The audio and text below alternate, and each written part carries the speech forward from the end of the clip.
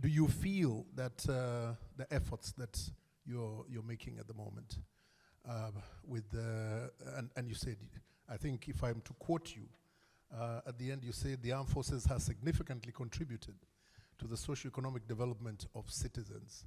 Maybe I'd like to take that a little further. Looking into the future, as we go into the future now, do you feel that is the right model, or do you feel that maybe there might come a time, and I know Professor Prinsloo talked about the non-kinetic, and that's for technology, but do you feel that there'll come a time that maybe you need to go back to the typical role of the armed forces, vis-a-vis what you're doing at the moment, sir? Maybe we can start off there. Thank you very much. Thank you for the question. I think it is, the armed forces cannot be there forever. It is just to create that enabling environment for the other aspects of the non-kinetics, now bringing back the government authority, the police resuming, civil authority coming back, taking the responsibility until that extent that there is no threat that affects the community, and they will be able to roll without the military, and then the military will go. But again, if we look at contemporary challenges, it's unlike the conventional one. Conventional usually is between one country and another, and there's now the situation we're having, because it's a globalized world, the challenges are now within. So you still see the armed forces still play major roles within. Like in Nigeria during the COVID issue, the armed forces had to step in because of the medical system we had. When we have disasters, we have disaster response units on standby. The military, because of its professionalism and its ability to respond at very short notice, you still find the armed forces will still have to respond to issues on ground. So the armed forces will still have to, and it's important for the armed forces to be very, very professional in their conduct.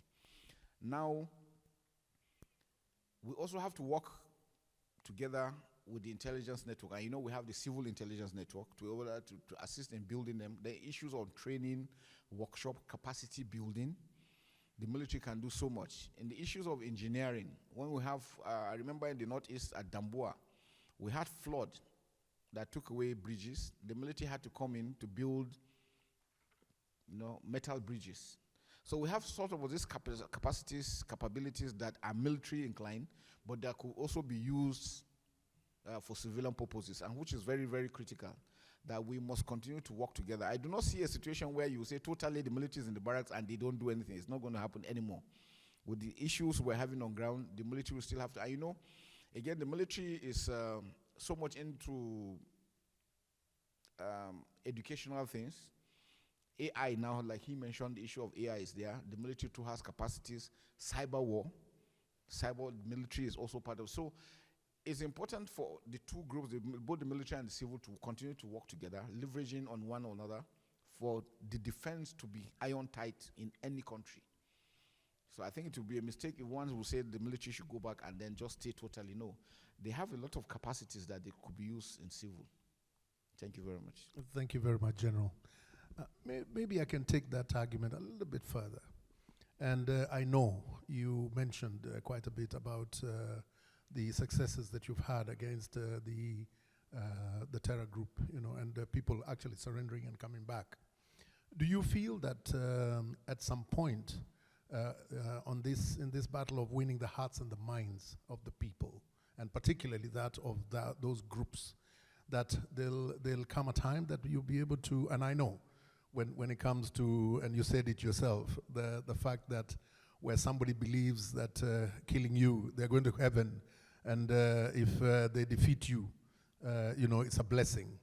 It's a very difficult enemy to actually. But you think the heart and minds approach is actually going to work and probably lessen this and empower them, because maybe sometimes the issue is they don't have any other. Probably the people who are involved, some of them forced, and of course some of them by choice, do not have any other form of economic, there's no way they can sustain themselves. Do you feel that probably that the approach of the hearts and minds will eventually work and water down the operations of the Boko Haram? Just your comments, sir. Yeah, thank you. I strongly believe, yes, inclusiveness is very key. And that's why I mentioned the issue of fairness, justice, and equity. In any community that you do not have this, it creates more problems. And even when you achieve that, you must be able to engage them, one, educationally, be able to provide dividends of democracy for them. They should be able to see that, yes, in a democracy, we voted in a leader that we wanted, and he is in there to make sure that we are comfortable. He provides the infrastructure and amenities, provides schools, hospitals, and all this stuff. If you're able to do that, the reasons these guys use in recruiting people, showing them that, look, you don't even have roads, you don't have water, you don't have electricity, but the government is providing such. It makes it difficult. I give you like Doha here. I mean, going around, you see how the situation is. Anybody living here will know that he's well taken care of. Medical issues are addressed, and so all he needs is to be a good citizen. And then while being monitored, then what we do is that immediately they surrender, they report to the closest military location, we disarm them, we hand them over to the intelligence agency with the police, they are profiled, then medical attention is given to them before they are taken to the camps. And when we take them to the camps, it's the government, the state government that takes care of the camps, the management and the administration. And then so we're able to also identify them who are the main perpetrators, who are just those ones that were conscripted, which ones are. So we separated them from the children and the elderly and the women. So we provided different kinds of services for each of them, especially to build capacity. And part of it is the de-radicalization process for those ones that have been radicalized. Now that is a very slow and long process. So we have religious leaders that are well schooled, that are with them, interfacing with them, and bringing these things back to their minds and telling them the right things. Because what we understand is that most of them are using, have skewed the interpretation of the Quran to suit what they want. So we have leaders now that will sit down and tell them the proper thing, how it's supposed to be, not what they think or not what they are being taught. Like I told you, in the Northeast, they have been informed that if a military man kills you, it's straight to paradise. But if a civilian kills you, you might go to hell. So if he's fighting a military man, he would rather a military man kills him than the civilian. It's a mindset. So you have to work on that, and that's through psychological operations, psyops, and then strategic communication, because you must communicate. And that's why the media is very, very important in asymmetric warfare. You must be able to project so that people will see.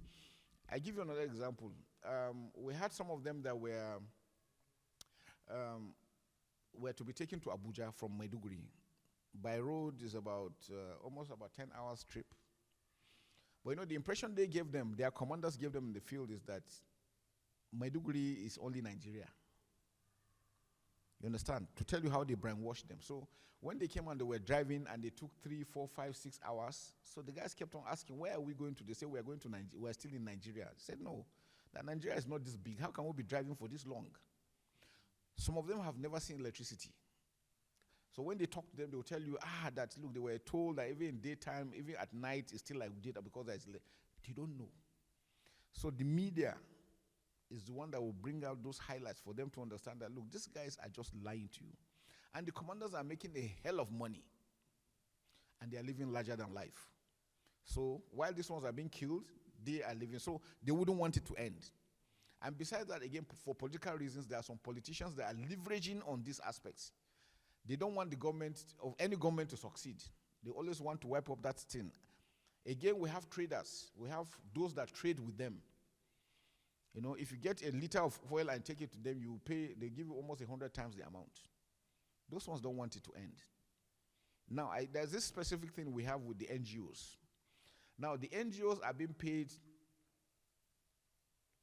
high amount of money if the threat is very high. When the threat level is going low, they reduce their allowances.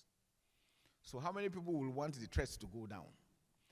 For the landlords, a house where normally they collect, let me assume, $1,000. When the NGOs and everything is going as heightened, they get like 10,000 per year. How many of them want this thing to end? We had NGOs that came and took up accommodation and paid 10 years ahead.